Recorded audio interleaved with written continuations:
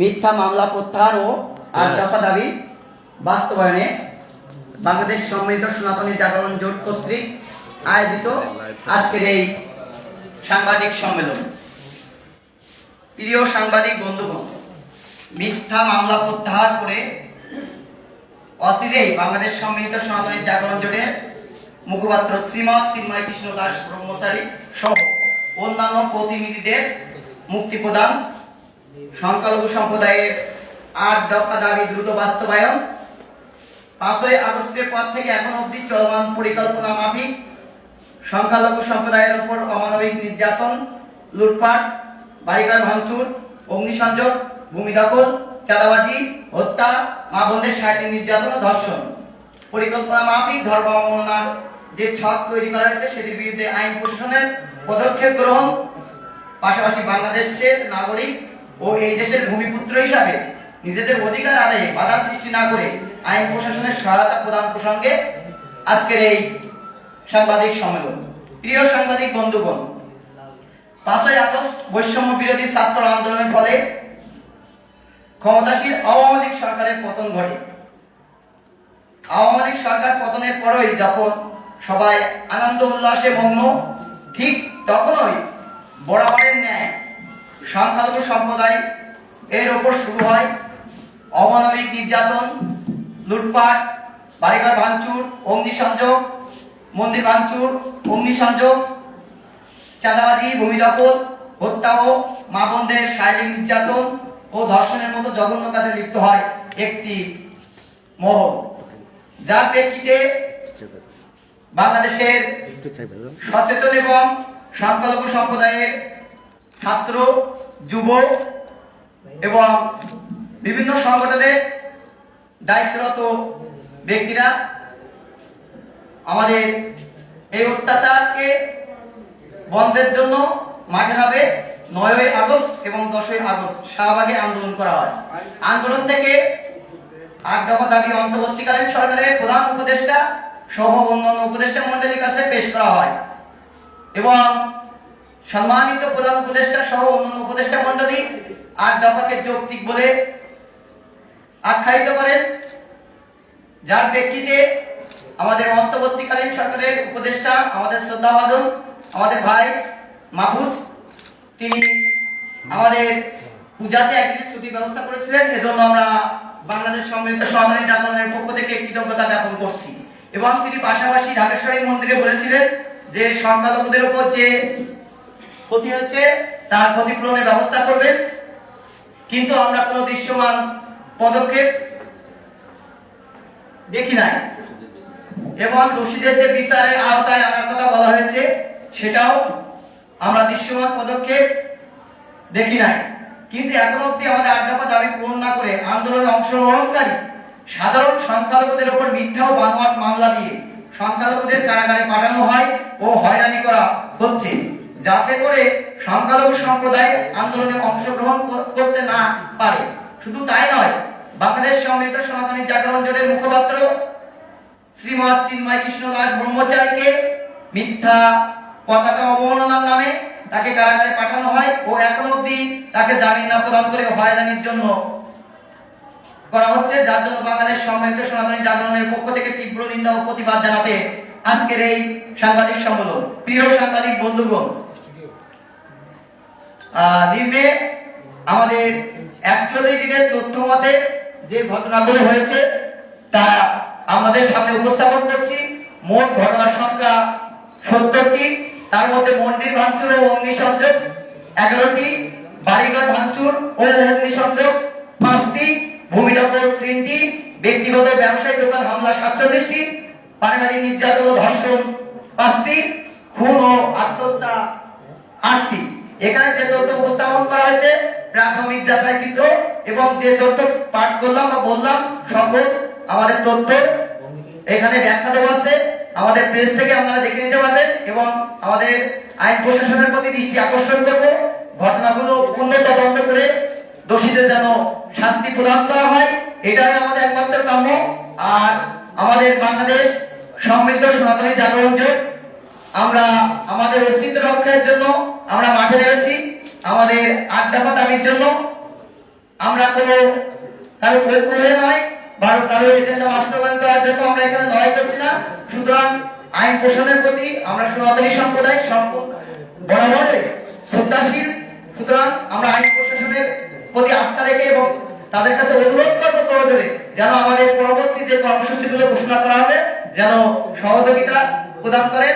আমাদের পরবর্তী কর্মসূচি ইতিমধ্যে আমাদের বাংলাদেশ সম্মানিত সনাতনী জাগরণ জোটের অন্যতম প্রতিনিধি প্রতিক্রান্তি দাদা বলেছেন, সেই অনুপাতে আমাদের পরবর্তী কর্মসূচি চলমান থাকবে। আর আমাদের যে 8টি দফা আছে, আমাদের 8টি দফা আমাদের বাংলাদেশ সম্মিলিত সনাতনী জাগরণ জোটের অন্যতম প্রতিনিধি এবং যুব সমাজের আইডল আমাদের রাজেশ দাদা পেশ করেছে এবং সেটাই আমি পরবর্তীতে আবারও পেশ করছি। প্রথম হচ্ছে সংখ্যালঘু নির্যাতনের বিচারের জন্য নিরপেক্ষ তদন্ত কমিশন গঠনের মাধ্যমে দ্রুত বিচার ট্রাইব্যুনাল গঠনপূর্বক দোষীদের দ্রুততম সময়ে উপযুক্ত শাস্তি প্রদান, ক্ষতিগ্রস্তের যথোপযুক্ত ক্ষতিপূরণ প্রদান ও পুনর্বাসনের ব্যবস্থা করতে হবে। দ্বিতীয়, অনতিবিলম্বে সংখ্যালঘু সুরক্ষা আইন প্রণয়ন করতে হবে। তৃতীয়, সংখ্যালঘু বিষয়ের মন্ত্রণালয় গঠন করতে হবে। চতুর্থ, হিন্দু ধর্মীয় কল্যাণ ট্রাস্টকে হিন্দু ফাউন্ডেশনে উন্নীত করতে হবে। পাশাপাশি বৌদ্ধ খ্রিস্টান ধর্মীয় কল্যাণ ট্রাস্টকে ফাউন্ডেশনে উন্নীত করতে হবে। পঞ্চম, দেবত্বের সম্পত্তি পুনরুদ্ধার ও সংরক্ষণ আইন প্রণয়ন এবং অর্পিত সম্পত্তি প্রত্যার্পণ আইন যথাযথ বাস্তবায়ন করতে হবে। ষষ্ঠ, সরকারি বেসরকারি বিশ্ববিদ্যালয় কলেজ ও সকল উচ্চ শিক্ষা প্রতিষ্ঠানে সংখ্যালঘু শিক্ষার্থীদের জন্য উপাসনায় নির্মাণ এবং প্রতিটি হোস্টেলে প্রার্থনা কক্ষ বরাদ্দ করতে হবে। সপ্তম, সংস্কৃত শিক্ষা পালি শিক্ষা বোর্ড আধুনিকায়ন করতে হবে। অষ্টম, শারদীয় দুর্গাপূজায় 5 দিন ছুটি সহ পাশাপাশি প্রতিটা সংখ্যালঘু সম্প্রদায়ের প্রধান যে ধর্মীয় উৎসব আছে প্রয়োজনীয় ছুটির ব্যবস্থা করতে হবে। এই ছিল আমাদের 8 দফা। প্রিয় সাংবাদিক বন্ধুগণ, উপরিক্ত তথ্যের ভিত্তিতে আমরা চাই যে সমস্ত নির্যাতনের সঠিক বিচার হয় এবং আপামর জনসাধারণ যেন আমাদের মাধ্যমে এই গুরুত্ব অনুধাবন করতে পারে। উল্লেখ্য, ইতিপূর্বে বাংলাদেশ হিন্দু বৌদ্ধ খ্রিস্টান ঐক্য পরিষদের একটি তথ্যচিত্র প্রকাশ করেছে। তার পরবর্তীতে আমরা এই 41 দিনের এই 70টি তথ্য প্রয়োগ করলাম। এই ধারাবাহিকতায় এই প্রয়াসে আমাদের সকলের পাশে থাকার আহ্বান জানাচ্ছি। এই বলে আমি আমার লিখিত বক্তব্য শেষ করছি। আমি প্রসেনজিৎ কুমার হালদার। ধন্যবাদ সকলকে। কর্মসূচিটা কিভাবে পালন করবেন বলছেন? আমাদের এই বিষয়টা আগেই বলেছেন এবং আমাদের এই বিষয়টা ব্যাখ্যা করবেন আমাদের শ্রদ্ধাভাজন প্রদীপদা। আগামী কর্মসূচি আমরা ইতিমধ্যে ঘোষণা করেছি, আবার আপনাদেরকে জানাচ্ছি। আমরা আগামী কর্মসূচি আগামীকাল থেকেই নিতে যাচ্ছি।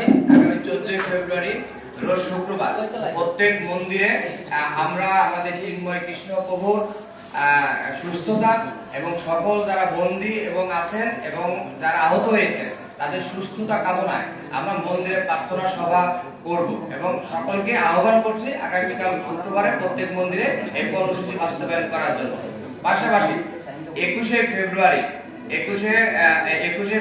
মহান ভাষা দিবসের ঠিক দিন থেকে আমরা চিন্ময় কৃষ্ণ দাস প্রভুর মুক্তি 8 দফা দাবি বাস্তবায়নের জন্য সারা দেশব্যাপী গণস্বাক্ষর অভিযান কর্মসূচি ঘোষণা করছি। আমরা সম্মিলিত সংখ্যালঘু জোটের পক্ষ থেকে আমরা দেশবাসীকে উদাত্ত আহ্বান করব এই কর্মসূচি যাতে সফলভাবে বাস্তবায়ন করা হয়। প্রশাসনকে আহ্বান করব আমাদের সকল নেতা কর্মী যারা প্রতিনিধি রয়েছেন তারা যাতে সুষ্ঠু নির্বিঘ্নভাবে সারা দেশের প্রত্যন্ত অঞ্চল থেকে জেলা উপজেলা ইউনিয়ন পর্যায়ে যাতে এই কর্মসূচি বাস্তবায়ন করতে পারে আমরা প্রশাসনের সার্বিক সহযোগিতা কামনা করছি। পাশাপাশি 28শে ফেব্রুয়ারি রোজ শুক্রবার দুপুর 3 ঘটিকায় আমরা সম্মিলিত সনাতনী জাগরণ জোটের প্রতিনিধি সহ সকল সনাতনী সম্প্রদায়ের নিকট আমরা আহ্বান করছি বিকাল 3 ঘটিকায় জাতীয় প্রেস ক্লাবের সামনে মুখে কালা কাপড় বেঁধে আমরা মৌন অবস্থান কর্মসূচি ঘোষণা করব। যারা এই কর্মসূচিতে অবস্থান করতে পারবেন না তারা যার যার অবস্থান থেকে মৌন অবস্থান নেবেন এবং আমাদেরকে সেই কর্মসূচির বাস্তবায়নের ছবিগুলো পাঠাবেন।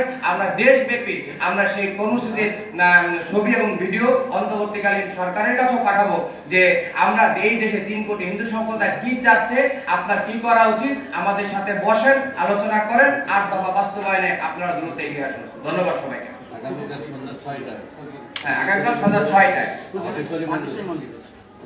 ঢাকেশ্বরী মন্দিরে ঢাকার কেন্দ্রে হ্যাঁ, ঢাকা শরীর মন্দির থেকে শুরু হবে এবং সারা দেশব্যাপী যার যার অবস্থান নিকটস্থ মন্দির থেকে এই কর্মসূচি করতে পারবে। প্রথম দাবিটা আরেকবার বলেন যে জুম্মাই মানে শুক্রবার হচ্ছে আপনারা আগামীকাল আচ্ছা, আগামীকাল 14 ফেব্রুয়ারি রোজ শুক্রবার সন্ধ্যা 6 ঘটিকায় ঢাকা শরীফ মন্দির থেকে আমরা আমাদের চিন্ময় কৃষ্ণ প্রভুর মুক্তি, সুস্থতা এবং যারা আহত হয়েছেন বিভিন্ন সময় তাদের সুস্থতা কামনায় আমরা প্রার্থনা সভার আয়োজন করব এবং দেশব্যাপী সকল আমাদের প্রতিনিধিদেরকে আহ্বান করব যার যার নিকটস্থ মন্দিরে সন্ধ্যা 6 ঘটিকায় এই কর্মসূচি পালন করার জন্য।